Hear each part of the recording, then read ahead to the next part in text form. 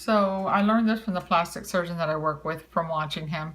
When you have a very short thread and you want to tie it, you can actually tie it with the forceps.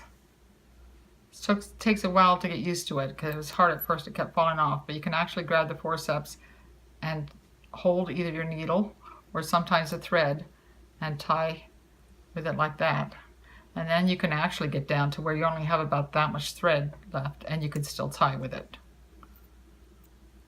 That's a time saver and a suture saver. Some of these monocryls cost like $25 a piece.